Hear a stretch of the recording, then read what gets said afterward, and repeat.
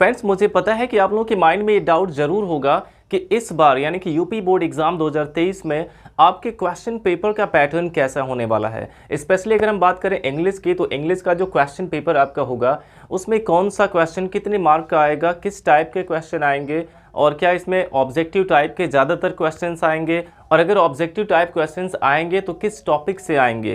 तो ये सभी डाउट्स आपके माइंड में ज़रूर होंगे। तो फ्रेंड्स, आज हम इस वीडियो में आपके इस डाउट को पूरी तरह से क्लियर करने वाले हैं। आज हम आपको बताएंगे कि इस बार आपके इंग्लिश का क्वेश्चन पेपर किस तरीके से आएगा।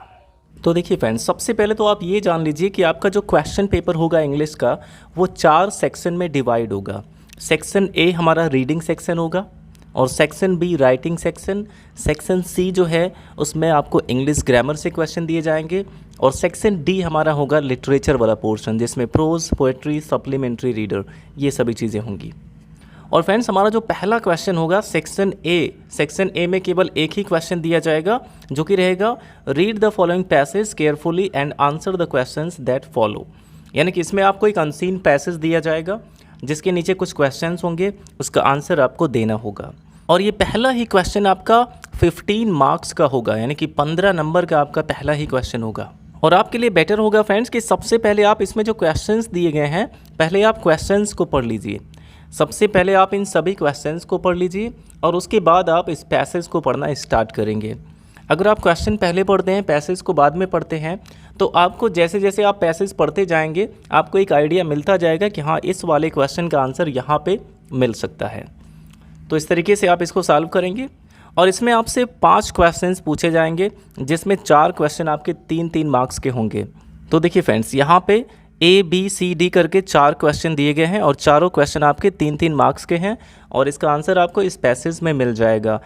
और देखिए, जो 5वां क्वेश्चन यानी कि ई वाला जो क्वेश्चन है ये वोकैबुलरी बेस्ड क्वेश्चन होंगे जो इस पैसेज से ही आपसे पूछे जाएंगे। इसी पैसेज में एक वर्ड यूज हुआ है इनॉर्मस। तो यहाँ पे जैसे पूछा हुआ है the opposite of enormous is, यानी कि इनॉर्मस का ऑपोजिट वर्ड आपको बताना है। तो इनॉर्मस का मतलब क्या होता है? इनॉर्मस का मतलब होता है बहुत बड़ा, विशाल। और यहाँ पे देखिए ऑप्शन क्या दिए गए हैं, टाइनी, रॉटन, लार्ज, क्रूएल। इसका अपोजिट आपको लिखना है। इनॉर्मस का मतलब होता है बहुत बड़ा, तो टाइनी का मतलब छोटा, रॉटन का मतलब सड़ा हुआ होता है, लार्ज का मतलब बहुत बड़ा, और क्रूएल का मतलब होता है निर्दयी या जालिम। तो यहाँ पे देखिए बहुत बड़ा का अपोजिट क्या हो जाएगा? छोटा हो जाएगा। तो इनॉर्मस का अपोजिट वर्ड आप लिखेंगे टाइनी। तो इसमें ऑप्शन ए हमारा करेक्ट है, टाइनी। नेक्स्ट वर्ड है the opposite of vigorous is. यहाँ पे विगोरस एक वर्ड दिया है जिसका मतलब होता है बहुत ही फुर्तीला, एक्टिव, और इसका अपोजिट वर्ड आपको बताना है। तो टॉल का मतलब लंबा है, शॉर्ट का मतलब छोटा है, वीक यानी कमज़ोर, स्मॉल का भी मतलब छोटा है। तो यहाँ पे फुर्तीले का अपोजिट वर्ड क्या हो सकता है? वीक हो सकता है। तो इसमें ऑप्शन सी हमारा करेक्ट है, वीक। और थर्ड क्वेश्चन पूछा है द वर्ड सस्टेन्ड मीन्स, यानी कि यहाँ पे सस्टेन्ड का सिनोनिम पूछा गया है कि सस्टेन का मतलब क्या है। और इसमें 4 ऑप्शन दिए गए हैं, स्पॉयल, मेंटेन्ड, केप्ट और डिस्ट्रॉयड। तो सस्टेन का मतलब होता है बनाए रखना। सस्टेन मीन्स होता है बनाए रखना। और इसमें जो बी वाला ऑप्शन है मेंटेन्ड, इसका भी मतलब होता है बनाए रखना। तो सस्टेन्ड का सिनोनिम वर्ड क्या हो जाएगा? मेंटेन्ड। तो इस तरह से फ्रेंड्स ये 3 क्वेश्चन आपसे पूछे जाएंगे वोकैबुलरी बेस्ड, और कुल मिला के ये पहला क्वेश्चन आपका 15 मार्क्स का होगा। अब इसके बाद फ्रेंड्स देखिए, राइटिंग सेक्शन यानी सेक्शन बी में केवल 2 ही क्वेश्चन है। एक आपको आर्टिकल लिखना है और एक लेटर लिखना है, जो कि दोनों ही क्वेश्चन 10-10 मार्क्स के होंगे, यानी कि 20 मार्क्स के क्वेश्चन होंगे। यानी कि अगर हम केवल सेक्शन ए और सेक्शन बी ही सॉल्व कर लेते हैं तब भी 35 मार्क्स आपको मिल सकते हैं। अब देखिए फ्रेंड्स, आगे हमारा सेक्शन सी जो कि ग्रामर पोर्शन है, और इसमें जो चौथा क्वेश्चन है ये ऑप्शनल क्वेश्चन इसमें पूछे गए हैं। और इसमें जो पहला क्वेश्चन दिया गया है ये करेक्शन करने के लिए दिया गया है। जैसे यहाँ पे देखिए Rohit has gone before his father कम। अगर देखा जाए तो यहाँ पे हैज़ नहीं हैड होना चाहिए था। तो Rohit had gone before his father कम। और इसके बाद कहा है कि which word in the above sentence is an error, यानी कि इसमें कौन से वर्ड में मिस्टेक है। तो यहाँ पे दिया गया है गॉन बिफोर हिज कम। तो आप देखेंगे कि जो ये पास्ट परफेक्ट टेंस का सेंटेंस है कि रोहित हैड गॉन, यहाँ पे हैड होना चाहिए, Rohit had gone before his father कम। तो पास्ट परफेक्ट टेंस में जब भी व्हेन या बिफोर का यूज होता है, 2 क्लॉज वाले सेंटेंस होते हैं, तो बिफोर या व्हेन के बाद जो क्लॉज आता है वो पास्ट इंडेफिनिट के रूल से बनाते हैं, और जो हमारा इंडिपेंडेंट क्लॉज होता है वो पास्ट परफेक्ट के रूल से बनाते हैं। तो रोहित हैड गॉन, यहाँ पे तो मिस्टेक नहीं होगा। बिफोर हिज फादर कम, यहाँ पे पास्ट इंडेफिनिट का होना चाहिए, तो कम नहीं बल्कि केम होना चाहिए, वर्ब की सेकेंड फॉर्म होनी चाहिए। तो इस तरह से ऑप्शनल क्वेश्चन आपसे पूछे जाएंगे। अब देखिए दूसरा है the phrase on the when means. On the when means क्या होता है ये आपको बताना है। वैसे वेन का मतलब होता है डिक्लाइन, यानी कि पतन होना, किसी चीज़ का पतन हो जाना, कोई चीज़ समाप्ति की ओर जाना। और यहाँ पे जो ऑप्शन दिया गया है इंक्रीजिंग, यानी कोई चीज़ बढ़ना, डेवलपिंग इसका भी मतलब है विकसित होना, बढ़ना, डिक्रीजिंग यानी घटना, और स्ट्राइकिंग का मतलब प्रहार करना किसी पे। तो यहाँ पे देखिए इंक्रीजिंग, डेवलपिंग, डिक्रीजिंग, स्ट्राइकिंग। तो कोई चीज़ अगर पतन की ओर जाएगा यानी कि धीरे धीरे वो कम होता जाएगा, घटता जाएगा, और लास्ट में जाके वो एंड हो जाएगा। तो यहाँ पे जो डिक्रीजिंग वाला ऑप्शन है ये हमारा करेक्ट होगा। ऑन द वेन मीन्स क्या होता है, डिक्रीजिंग। नेक्स्ट क्वेश्चन हमारा है the synonym of despise is. यहाँ पे डिस्पाइज वर्ड का सिनोनिम पूछा गया है, और सिनोनिम का मतलब क्या है, पर्यायवाची। और डिस्पाइज मीन्स क्या होता है ये आपको पता होना चाहिए। डिस्पाइज का मतलब होता है घृणा करना, और इसका सिनोनिम पूछा गया है। तो लव का मतलब तो प्रेम करना, इसका अपोजिट हो गया। हेट का मतलब घृणा करना, रिस्पेक्ट का मतलब सम्मान करना, सेलेक्ट यानी चूज करना। तो ऑप्शन बी हमारा करेक्ट है। और देखिए चौथा क्वेश्चन जो पूछा गया the antonym of severe is. Severe का मतलब क्या होता है, सिवियर का मतलब होता है गंभीर। सिवियर का मतलब गंभीर होता है, और इसका यहाँ पे एंटोनिम पूछा गया, यानी कि विलोम शब्द आपको लिखना है, अपोजिट लिखना है। तो सिवियर का मतलब गंभीर, और माइल्ड का मतलब हल्का। जैसे किसी को बहुत गंभीर बुखार रहे और किसी को हल्का बुखार रहे, तो गंभीर का अपोजिट क्या हो जाएगा, माइल्ड हो जाएगा। यहाँ पे ऑप्शन ए हमारा करेक्ट है। पांचवा क्वेश्चन जो हमारा है ये वन वर्ड सब्स्टिट्यूशन से पूछा गया है। Undue favour to place one's relatives in lucrative post is called. यानी कि कोई ऐसा पोस्ट जिस पर अपने रिलेटिव को बिठा दिया जाए, कोई ऐसी पदवी जिसे अपने रिलेटिव को दे दिया जाए, तो इसको क्या कहा जाएगा। तो इसका जो करेक्ट आंसर इसमें है वो है नेपोटिज्म। नेपोटिज्म किसे कहते हैं, इसके लिए आप बॉलीवुड को देख सकते हैं। जैसे बॉलीवुड में जितने भी स्टार्स हैं, जितने भी एक्टर हैं, एक्ट्रेसेस हैं, वो जो ओल्ड एक्टर या एक्ट्रेस हैं उन्हीं के जो बच्चे होते हैं, उन्हीं के जो नाती पोते होते हैं, वही सब आगे चल के स्टार बनते हैं। तो अगर देखा जाए तो बॉलीवुड में नेपोटिज्म चलता है। तो ग्रामर सेक्शन में जो हमारा पहला क्वेश्चन होगा वो ऑब्जेक्टिव टाइप क्वेश्चन होंगे, जिसमें आपसे 5 क्वेश्चन पूछे जाएंगे, और पांचों 2-2 मार्क्स से होंगे, यानी कि 10 नंबर का ये आपका क्वेश्चन होगा। और इसके बाद देखिए ग्रामर सेक्शन में ही जो 5वां क्वेश्चन आपसे पूछा जाएगा, इसमें आपसे direct indirect speech, transformation, synthesis, syntax, इन सभी से रिलेटेड क्वेश्चन पूछे जाएंगे।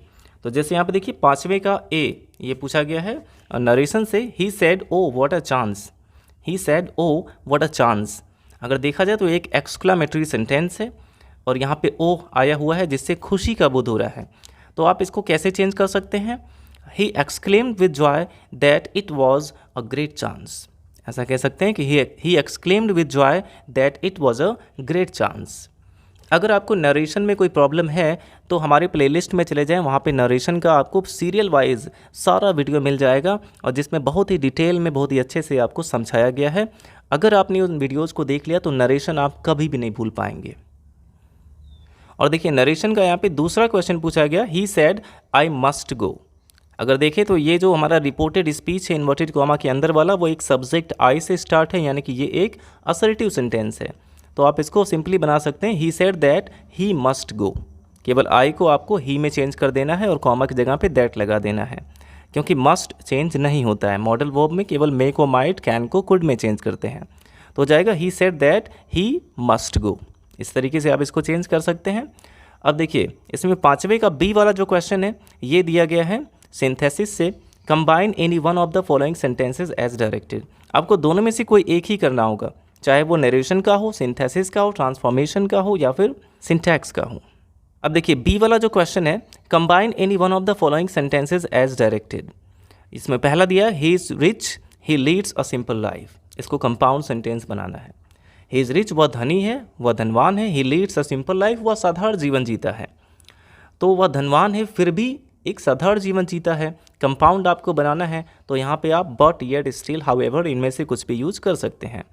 ही is rich yet he leads a simple life, ऐसा लिख सकते हैं, या फिर ही is rich still he leads a simple life. तो यहाँ पे फिर भी के लिए आप कोई भी कंजंक्शन यूज़ कर सकते हैं, हाउ एवर भी यहाँ पे लगा सकते हैं।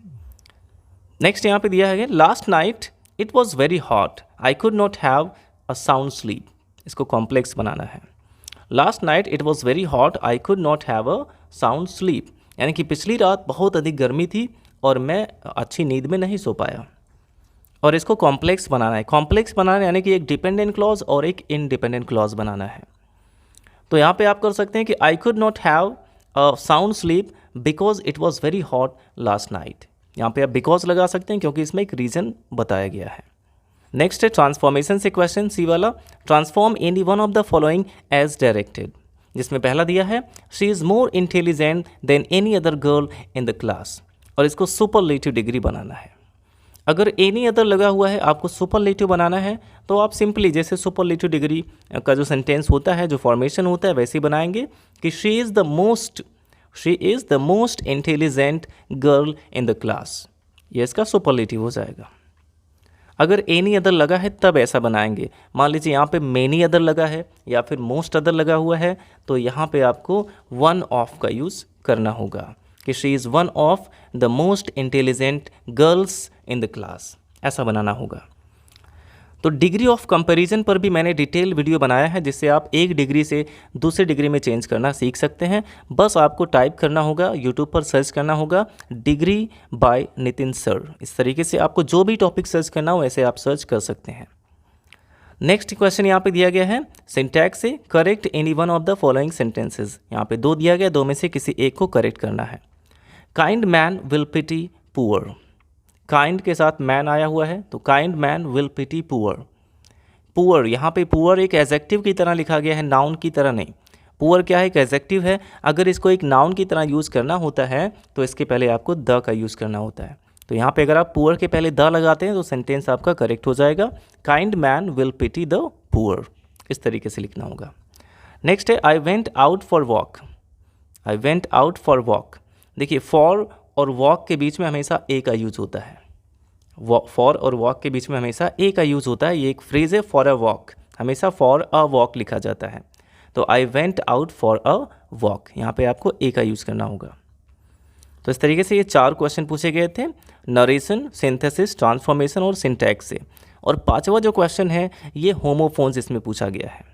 यहाँ पे जो 2 पेयर दिए गए हैं, एक है ब्रेक ब्रेक और एक फेयर फेयर, तो इसका जो प्रोनाउंसिएशन है वो सेम होता है। होमोफोन्स क्या होते हैं, जिसका प्रोनाउंसिएशन सेम होता है बट उसका जो मीनिंग है वो डिफरेंट होता है।